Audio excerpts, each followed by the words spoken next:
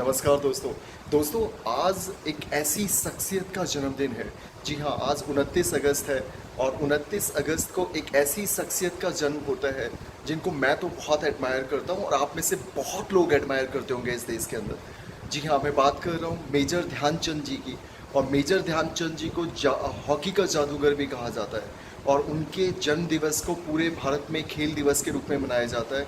तो आज हॉकी के जादूगर मेजर ध्यानचंद जी का जन्मदिन है और जब हम मेजर ध्यानचंद जी की बात करते हैं तो हमें याद आता है कि किस तरह से उन्होंने उस ज़माने में जब अंग्रेज़ों की हुकूमत हमारे देश में थी, अशिक्षा, भुखमरी, बेरोजगारी, प्रताड़ना, इन सब चीज़ों से हमारा देश घिरा हुआ था, उसके बावजूद उस व्यक्ति की लीडरशिप में भारत ने लगातार 8 बार हॉकी में गोल्ड मेडल जीता था ओलंपिक में। आप सोचिए क्या स्वर्णिम काल था वो, क्या वो गोल्डन एरा था, क्या वो युग था कि मतलब सोचिए कि हमारे ऊपर अंग्रेज़ों का राज है, अशिक्षा है, भुखमरी है, पर कैपिटा इनकम है, गरीबी है, लाचारी है, देश आज़ादी के लिए लड़ रहा है और दूसरी तरफ हम यूरोपियन कंट्रीज़ को हरा रहे हैं ओलंपिक में जाके।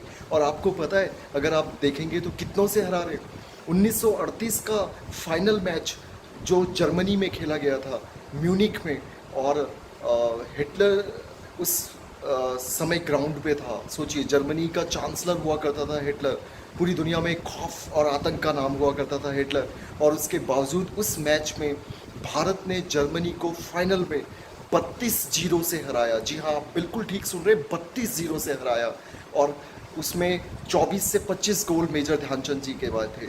उनके बारे में कहा जाता है कि जब वो हॉकी स्टिक्स लेके निकलते थे तो बॉल उनसे चिपक जाती थी।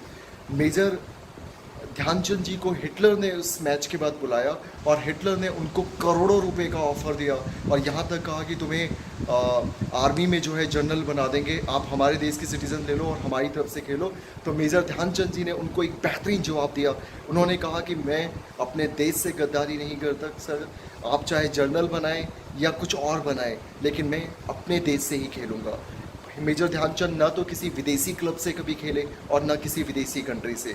पैसा, शोहरत, ताकत, वो चीज़ जो उनको नेम और फेम मिलना चाहिए था वो कभी मिल भी नहीं पाया, लेकिन उसके बावजूद भी उन्होंने भारत के लिए जो किया, मैं कहता हूँ हिंदुस्तान के पूरे इतिहास में किसी स्पोर्ट्स पर्सन ने उतना देश का नाम नहीं रोशन किया जितना मेजर ध्यानचंद ने किया। तो मैं धन्यवाद करना चाहूँगा अपने आदरणीय प्रधानमंत्री श्री नरेंद्र मोदी जी का, जिन्होंने खेल के सर्वोच्च पुरस्कार का नाम राजीव गांधी खेल रत्न से बदलकर मेजर ध्यानचंद खेल रत्न किया। मैं बहुत धन्यवाद देना चाहूँगा क्योंकि 70 सालों में जिस तरह से मेजर ध्यानचंद की उपेक्षा की गई वो हम सब जानते हैं। और अब मैं एक फाइनल रिक्वेस्ट करना चाहूँगा आदरणीय प्रधानमंत्री नरेंद्र मोदी जी से, और मैं चाहूँगा कि आप भी मेरी इस मुहिम में मेरा साथ दें कि मेजर ध्यानचंद जी को भारत रत्न मिलना चाहिए। मेजर ध्यानचंद जी अकेले स्पोर्ट्समैन हैं जो डिज़र्व करते हैं भारत रत्न के लिए। सचिन तेंदुलकर को हमने भारत रत्न दिया, बहुत अच्छी बात है, लेकिन मुझे लगता है कि कहीं ना कहीं उनसे पहले हमें मेजर ध्यानचंद को भारत रत्न देना चाहिए था। और मैं गुजारिश करता हूँ, मैं अपील करता हूँ भारत के आदरणीय प्रधानमंत्री नरेंद्र मोदी जी से कि वो मेजर ध्यानचंद जी को अविलंब भारत रत्न दें और तभी वो इस देश का गौरव बन पाएंगे। और अंत में मेजर ध्यानचंद के लिए 2 लाइनें बोलना चाहूँगा।